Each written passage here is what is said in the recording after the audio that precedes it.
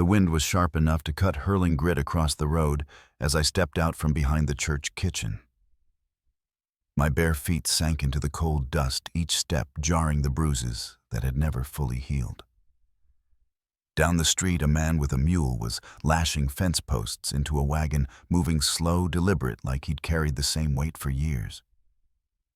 I didn't know his name yet, but when his eyes met mine, he didn't glance away like the others had. He didn't smile either. He just stood there, the wind tugging at his coat, waiting to see if I'd keep walking or fall where I stood. I pulled my blanket tighter, but it didn't stop the shiver crawling up my spine. The sun was dropping fast, and there weren't many places left to try. Before I tell you what happened next, let me know where you're listening from in the comments, and tap like and subscribe if you've ever had to decide in a moment whether to trust a stranger or keep on walking into the unknown. My name is Rosalie Carter, and I've been without a real home for as long as I can remember. I was taken in by a church widow in Tucson when I was a child, then sent along to other households when I was big enough to scrub floors and haul water. I learned early to work hard and keep my head down. A clean table and swept porch were the closest I came to being noticed. The families who kept me longest valued quiet more than conversation, and I got used to measuring my words like I measured flour, careful not to spill more than needed. Where I came from, you held on to what you had. Quilts were patched until the cloth gave way. Boots were resoled until there was nothing left to stitch. Folks traded in work, not coin. But in town, things were different. Men with polished boots and silver watch chains could buy up a patch of land before the owner even knew it was for sale. The railroad agents and cattle buyers talked fast, always looking for an advantage, and the preacher's word carried more weight than a neighbor's handshake. A woman with no family name, no husband, and no dowry might as well have been invisible until someone decided she was in the way. That's how I ended up on the church steps again, a bundle of my things shoved into my arms, the door closing before I could ask where I was supposed to go. No reason given beyond, "We've got to make room for the next one." In Stone Hollow, refusals came polite but final. A shake of the head, a door left barely open, eyes that slid past you like you weren't there at all. By the time the sun started leaning toward the ridge, I'd knocked on a dozen doors without a place to stay. When I turned the last corner on the west side of town, I saw the man with the mule again. He was looping the last rope around his load, his shoulders broad, his face weathered in a way that came from more than just the sun. The mule stood still, patient as stone. I slowed without meaning to, the cold numbing my toes through the dirt. His gaze settled on me, steady and unreadable. I thought about walking past, but the road ahead led straight out to open country, and night was coming quick. I didn't yet know whether meeting him would change anything, only that it would keep me from stepping into the dark alone. The road out toward Evans' place was little more than 2 wagon ruts pressed into dry earth. We rode it in silence, the mule's hooves thudding in a steady rhythm, the cart shifting with each dip and stone. The wind had eased, but the air still carried the bite of late autumn. I kept my hands folded in my lap, my blanket sack tucked beside my feet. Evans' gaze stayed forward, one hand on the reins, the other resting loosely on his thigh. The land flattened as we left the last buildings behind. Scrub grass clung low to the ground, and a line of cottonwoods marked the path of a dry creek ahead. On a small rise beyond it, his shack leaned against the wind, patched from boards of different ages and colors. Smoke trailed thin from a bent stovepipe, curling away before it could rise high. He guided the mule up to the porch, set the brake, and stepped down without a word.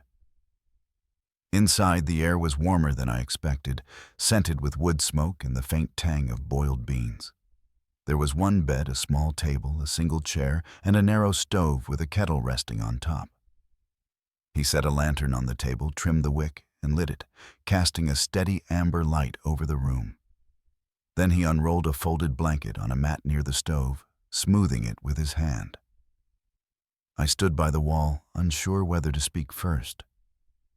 He motioned toward the chair and I sat the wood cool under my hands. He filled the kettle from a barrel near the door, set it over the fire, and stirred the coals until they caught. No questions, no demands. When I asked him quietly why he was letting me stay, he only nodded toward the door, then at me, as if to say I could leave if I wanted. But if I stayed, the mat was mine. That first night I lay on the bed with my back to the wall, the blanket pulled up under my chin. Evan settled on the mat, his back to the stove, breathing steady. I listened to the wind tap against the window until sleep finally found me. Morning light slipped through a crooked pane, pale and thin. Evan was already crouched at the stove, feeding small sticks into the fire. I stayed under the blanket until he poured water into 2 tin cups and set one in front of me.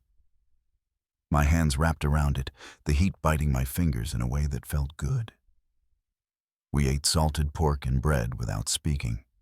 His limp was more noticeable in the quiet, a slow favoring of one leg as he moved about. We worked side by side that day, hauling cut branches from a fallen tree, stacking them along the fence line. The mule followed at a slow plod, ears flicking at the wind. No one watched us out here. No one hurried us along. By sundown, my arms ached and my skirt was dusty, but the work had left me with a steadiness I hadn't felt in some time. 2 days later, the stillness broke. I was on the porch sweeping when a voice carried from the road. "Evan, you alive in there?" A rider approached, tall in the saddle, his coat clean and his face ruddy from the sun. When his eyes found me, they lingered. "Heard about the girl from town. Didn't expect to find her settled in here." Evan stepped out, wiping his hands on his trousers. "Go on home, Rory." The man swung down from his horse grin, still in place. "Name's Rory Clanton," he said, tipping his hat toward me. "Got a spread out past the wash. Didn't figure you took in boarders, Evan." "You put your name down for her yet?" Evan's stance didn't shift, but his voice was flat. "You done?" Rory gave a short laugh. "Just saying, can't be too choosy out here." Evan took one slow step forward, close enough that Rory's grin faltered. "She's not yours to say anything about." The space between them went still. I felt the weight of those words settle in my chest. Rory finally backed up, swung into the saddle, and rode off without another word. Evan didn't look at me right away. When he did, I said softly, "I'm sorry. I didn't mean to cause trouble." "You didn't." He walked past me into the cabin. Inside, he reached for a worn ledger on the shelf and set it on the table. I watched as he turned to a blank page, took up a short pencil, and wrote in careful letters, "Rosalie Carter Cal." He paused just before finishing his own name. "Why?" I asked. "So they stop asking." He closed the book and returned it to the shelf. Then he stepped outside, picked up his hammer, and went back to work on the fence as though nothing had changed. The next morning, frost glazed the water trough, and my fingers stung as I carried in the laundry from the line. Evan sat at the table mending a hinge with a strip of leather, his brow furrowed. I thought of Rory Clanton's visit, of the way Evan's jaw had tightened.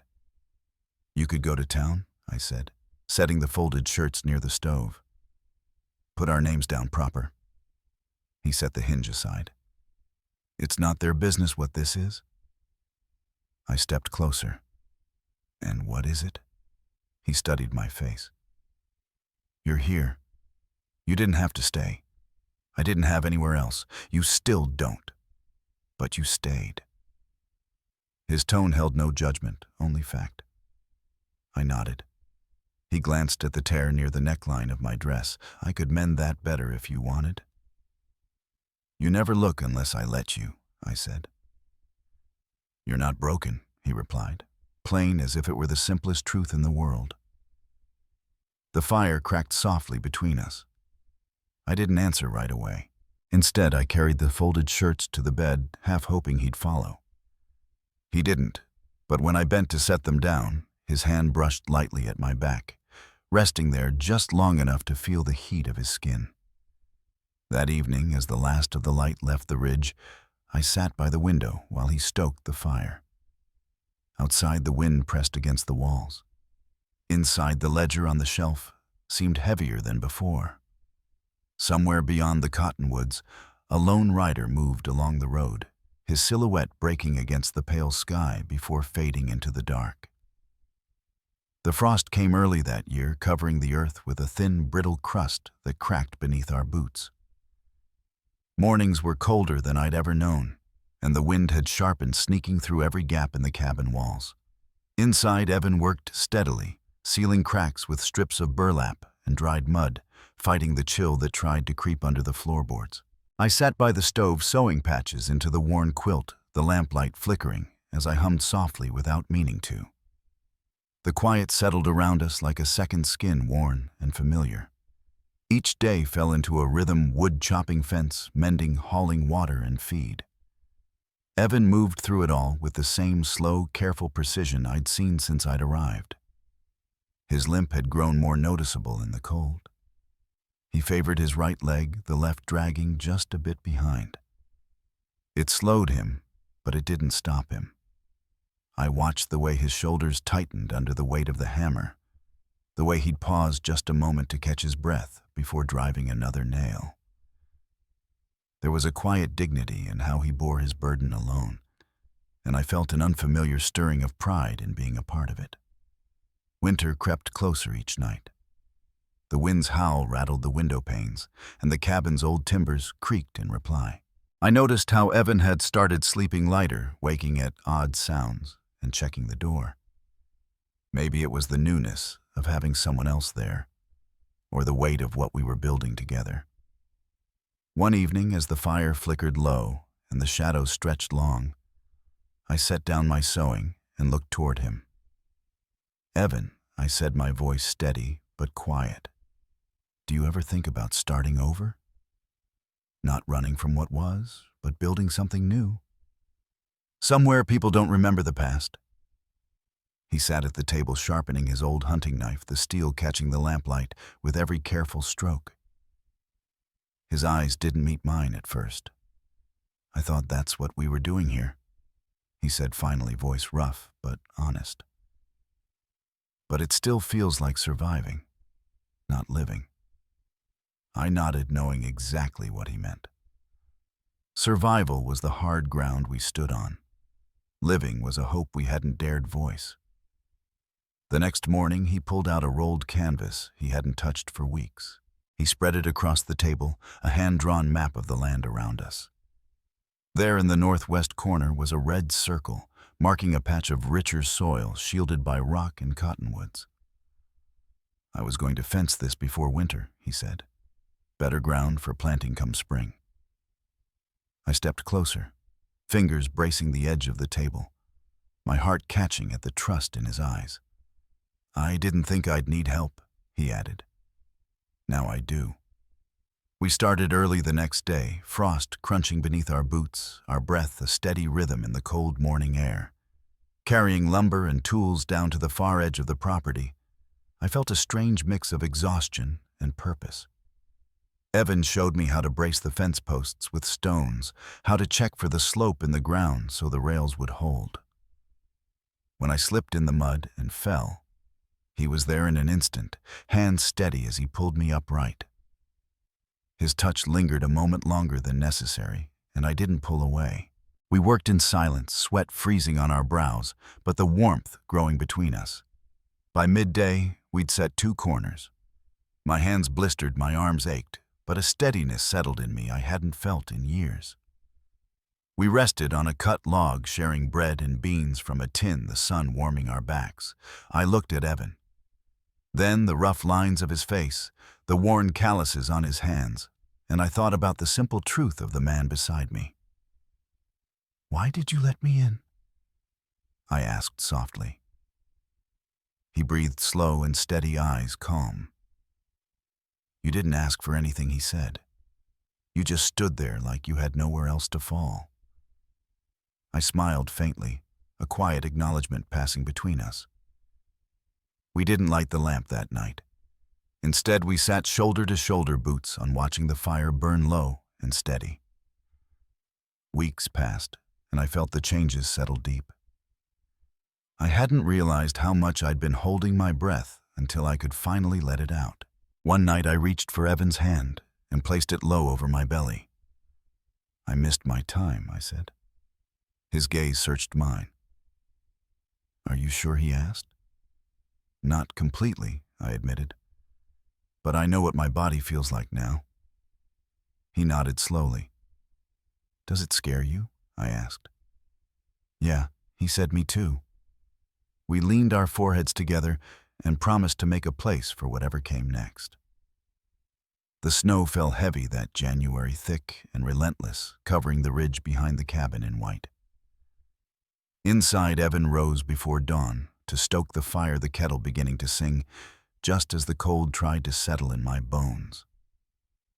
My belly had begun to swell with the promise of new life, and though we spoke little of it, the quiet was full of unspoken hopes and fears. Outside, the wind pressed against the cabin, but inside a small light burned steady, a fragile kind of hope carved out by two who had chosen to stay despite the weight of the past. By February, the snow had crusted hard enough to hold a man's weight. Each morning, I could hear Evan's boots creak across the frozen ground as he moved between the barn and the woodpile. The air inside the cabin stayed warmer now, the gaps in the walls sealed tight from his careful work. My belly was showing more each week, my dresses let out in quiet stitches by lamplight. Evan didn't say much about the baby, but his hands built what words could not, a pine cradle smoothed by hours of patient sanding, a stack of blankets folded square in the trunk at the foot of the bed. The days passed in a rhythm we both understood. We worked in the mornings, rested in the hours when the cold cut deepest, then returned to chores before dark. He took to checking the fences more often, sometimes walking the north line twice in one day. I noticed the change but didn't press him on it. There were still places in his mind he kept to himself, and I had mine. One late afternoon, as I brought in water from the trough, I noticed fresh boot prints in the snow near the side of the cabin. They cut across ground no one had reason to walk. I set the bucket down and crouched to look closer. The tread was deep, not Evan's, and too big for my own. When he returned from the barn, I pointed to them. "Someone's been by," I said. He followed the line with his eyes, jaw tightening. "Could be Clanton," I added. His answer was short. "Maybe." I asked if it mattered. He met my eyes. "Not if I'm not ashamed." That night, after the lamps were blown out, I could hear the wind slide along the cabin walls, and beneath it, the faint groan of a board under weight somewhere outside. Evan rose without a sound, checked the rifle by the door, then settled back on the mat near the stove. Neither of us mentioned it come morning, but his watchfulness grew sharper. The following week, he reached for the ledger on the shelf again. The page with my name sat open, the pencil waiting beside it. Without a word, he pushed it toward me. I looked down at the neat letters, Rosalie Carter Calder, and then back at him. He wasn't asking for a preacher's blessing or a paper from the courthouse. He was asking if I'd make it certain. My hand didn't shake as I wrote beneath his name, "I choose to stay." His nod was slight, but the weight of it settled deep. With the snow holding steady, trips to town were rare. Supplies stretched thin, and most days the road was too slick for the mule and cart. On a clear morning in late February, Evan hitched up anyway. He didn't say where we were headed, only held the cart steady as I climbed in. The town looked smaller under the pale winter sun, the streets quiet save for the sound of our wheels crunching over ice. Eyes followed us as we passed, some curious, some measuring. We stopped at the mercantile for flour, salt, and lamp oil. He let me choose a small comb from the shelf without comment. As we turned back toward the cart, Reverend Morgan stepped from the chapel. His gaze went from Evan to me and back again. "Mr. Calder." "Miss Carter," he said. Evan's voice was even. "It's Mrs. Calder now." The Reverend blinked once. "I see." He didn't say more, and Evan didn't linger. The ride home was quiet, but something in the air between us had shifted. That evening, as I brushed my hair beside the fire, I caught Evan watching me. His eyes didn't look away when I noticed. "You keep waiting for something to go wrong," I said. He didn't deny it. "I don't trust good things anymore," he replied. I crossed the room, the floorboards creaking under my bare feet, and stood before him. "You don't have to wait," I said. "It's already here." He pulled me gently onto his lap, his hands resting warm and steady at my waist. We kissed slow at first, then deeper, the air between us carrying more certainty than before. When we finally parted, I asked him to say the word if he wanted me there for good. His answer was quiet but sure. "Stay." I leaned my forehead to his. "I already have." That night we shared the bed not for warmth alone, but because the line between his place and mine no longer held. Outside, the cold pressed hard against the walls. Inside, the fire burned low, and I slept with his arm resting over my side, steady as a promise. The snow had begun to crust over with a hard sheen when I heard the crunch of boots where they shouldn't be. I'd gone to the well for water, the rope rough against my palms as I lowered the bucket. The splash echoed faint in the cold air, and that's when I caught the sound, measured steps coming up from behind. I turned and Rory Clanton stood 10 paces away.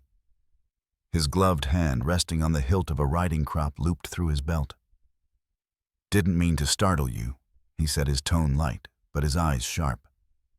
I kept my grip on the rope. "You're not supposed to be here." He smiled thin. "Didn't know Evan was keeping visitors on a schedule. Folks in town are wondering if he's keeping more than just cattle out here." His gaze dipped lower than it should have. "You look better fed than when you were in town. That dress?" He gave a low whistle. "I can see why he's keeping quiet." "You should go," I said, my voice steady. He stepped forward, one boot breaking the crust of snow. "I'm just saying hello." "You've said enough." Another voice cut in. Evan's tone was low and close. Clanton turned, his smile slipping as he saw him at the edge of the trees, coat off, fists clenched at his sides. Evan didn't raise his voice, but the air felt tighter between them.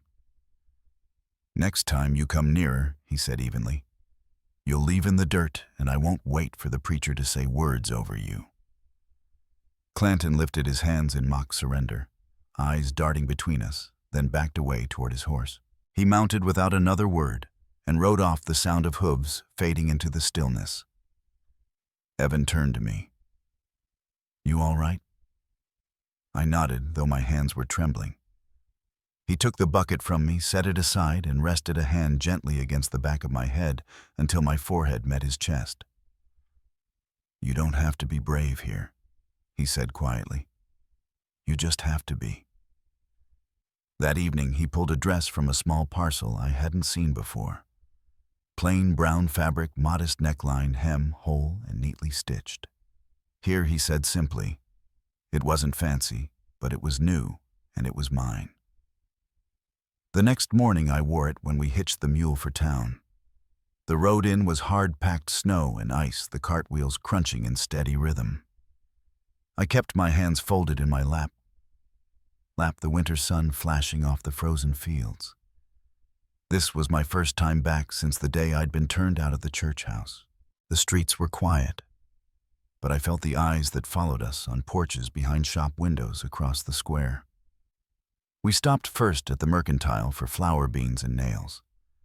Evan let me choose a bar of soap and a spool of thread. I paused over a small comb, setting it back on the shelf. He picked it up without a word and added it to the counter. As we stepped outside, Reverend Morgan was standing near the chapel steps, hands clasped behind his back. "Mr. Calder." "Miss Carter," he greeted. Evan's reply was flat.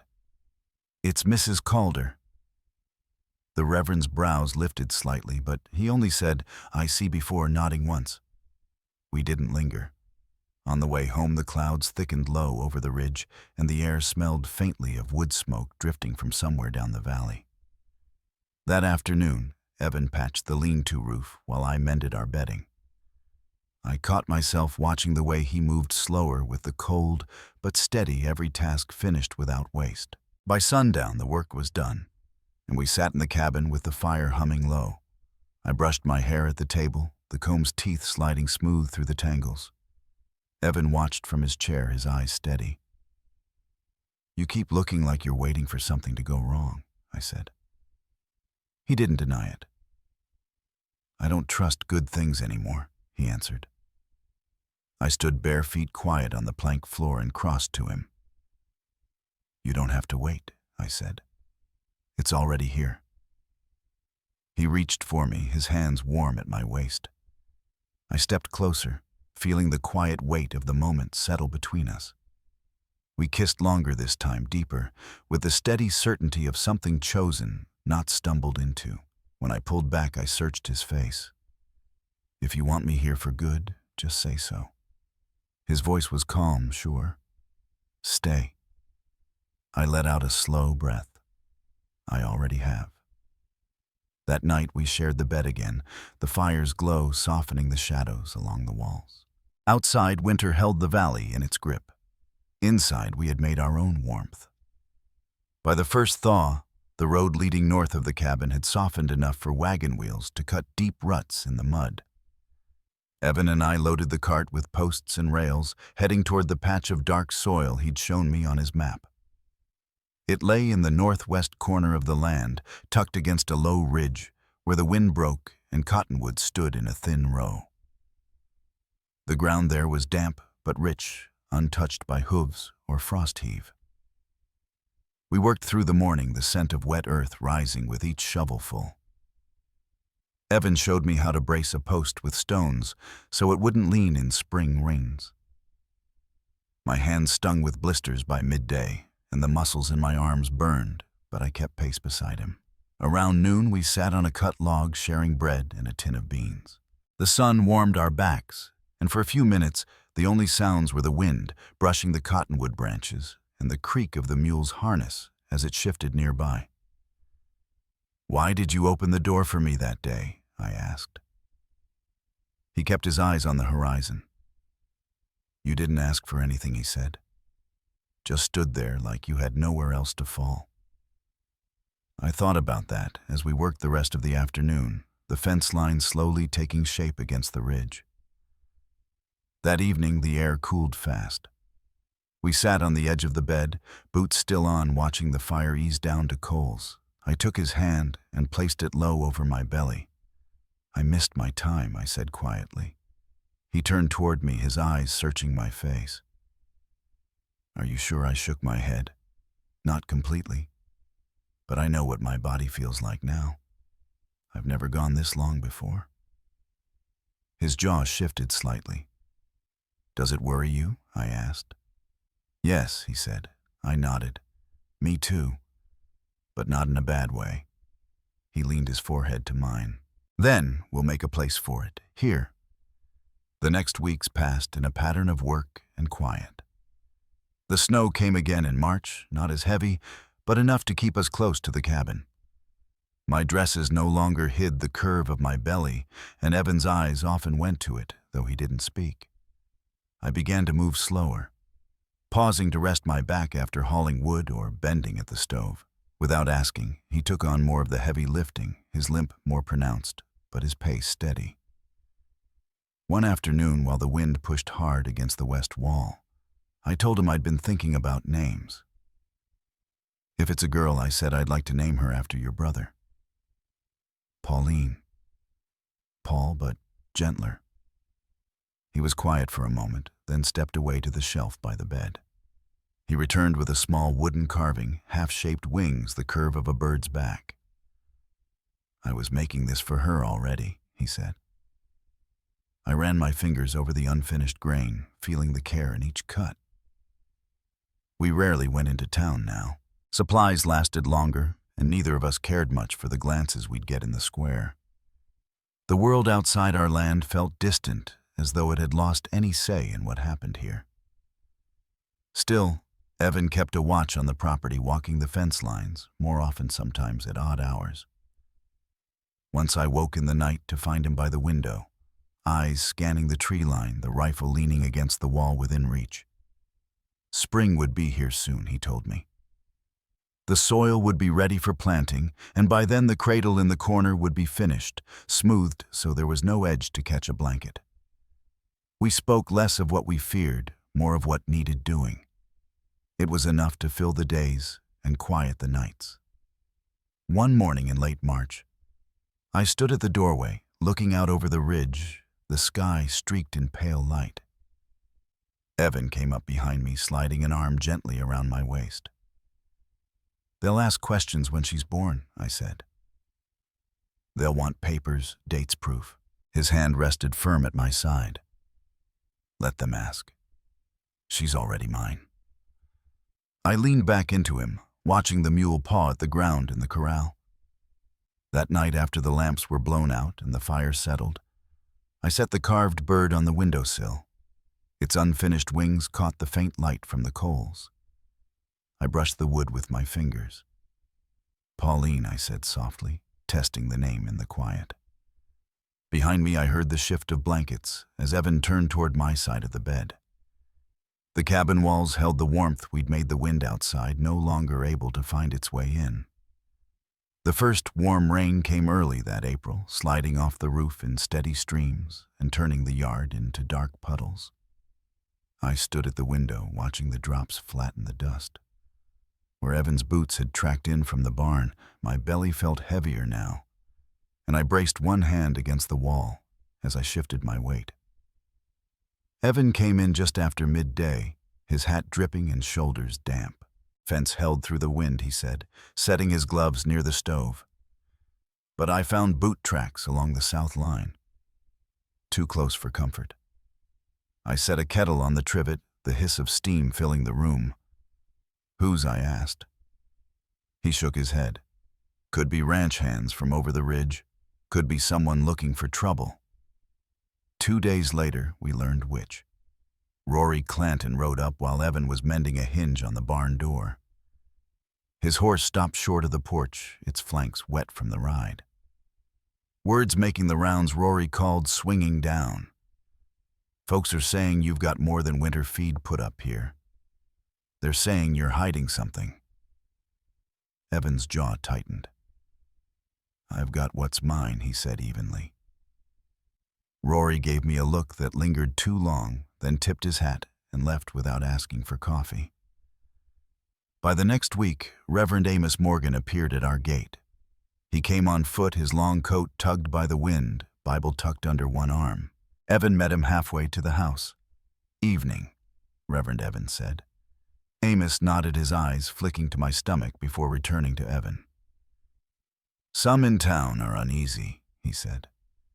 "They wonder if your household is proper." The pause before that last word told me all I needed to know. Evan didn't raise his voice. "If they have questions, they can ask me themselves. Not send you walking 3 miles to speak for them." That night, after the lamps were turned low, Evan sat at the table carving the last curve into the bird he'd started months before. The small shavings fell onto his lap, and he brushed them aside with slow, careful strokes. "You think they'll come again?" I asked. He set the carving down and looked toward the window. "They'll come until they get what they think they're owed, but they won't cross this threshold while I draw breath." The following afternoon, I went to fetch water from the well and spotted a rider on the far ridge. Whoever it was didn't move for a long while, just sat there watching. By the time Evan came out, the figure had turned and disappeared beyond the hill. We didn't speak of it over supper, but I noticed he set the rifle nearer to the door. April rolled toward May, and the land began to green. I planted the first row of beans with slow, careful steps, feeling the soil cool under my palms. Evan worked the plow deeper in the field, but his eyes kept straying toward the ridge. We were not alone out here, and both of us knew it. One evening, a hard knock rattled the door. Evan opened it to find Rory again, this time with 2 other men behind him. "We've had meetings," Rory said. Some say you've taken in what don't belong to you. They want you to answer for it before the council." Evan's voice was steady. "If the council wants me, they can send a sealed summons. I won't answer to gossip brought to my porch." The men left, but I could feel the air change. That night the wind carried the sound of horses passing somewhere beyond the fence line. I lay awake, my hand on my stomach, listening for Evan's steps on the floorboards. Before dawn, he was up saddling the mule and riding out along the property's edge. When he returned, his boots and coat were spattered with mud. He set a folded paper on the table, a summons stamped with the seal of the county judge. "They've made it official," he said. I read the lines twice, the words blurring slightly. When I asked, 3 days from now, in town." He sat across from me, the space between us filled with the low crack of the fire. The summons lay there long after the lamps were put out, its edges curling slightly from the heat. Outside the yard was still the ridge, quiet for now. But I could feel the weight of what was coming, as sure as the child turning within me. The morning of the hearing came clear and cold, the kind that made your breath hang in the air. Evan hitched the mule to the wagon, while I wrapped my shawl tight, the summons folded in my pocket. The ride into town was quiet.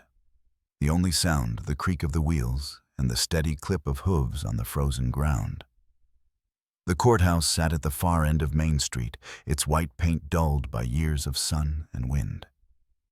Inside, the benches were already half-filled faces I knew, and some I didn't.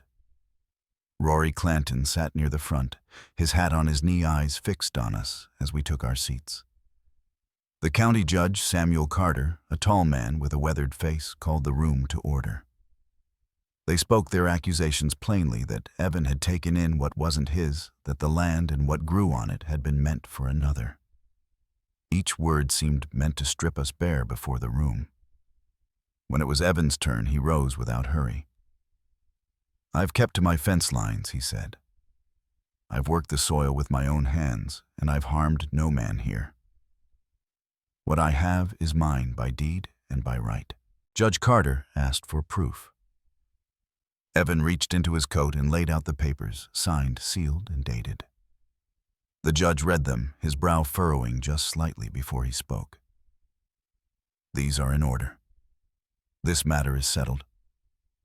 His gavel struck once, the sound sharp in the still room. We left without lingering. Outside, the wind had picked up, sending grit skittering across the street. Rory stood on the boardwalk as we passed, his mouth tight. He tipped his hat, but said nothing. I kept my eyes forward. The ride home felt different. The land seemed to open around us, the hills softer in the afternoon light. At the gate, Evan helped me down from the wagon, his hand steady under mine. "It's over," he said. I nodded, feeling the truth of it settle into my bones. That evening, we sat by the fire, the air warm with the smell of wood smoke. The papers lay on the table between us, a quiet reminder that we had stood our ground and been heard. Out beyond the fence, the wind moved through the grass, carrying with it the sound of a place we could finally call our own. Life on the frontier teaches you to hold fast when the wind turns against you. Sometimes justice is a hard road, but when it comes, it's worth every step. And if you've ever had to stand for what's right, you know the peace that follows is its own reward. If this story's found a place with you, I hope you'll share it so maybe someone else will remember that holding your ground is never wasted.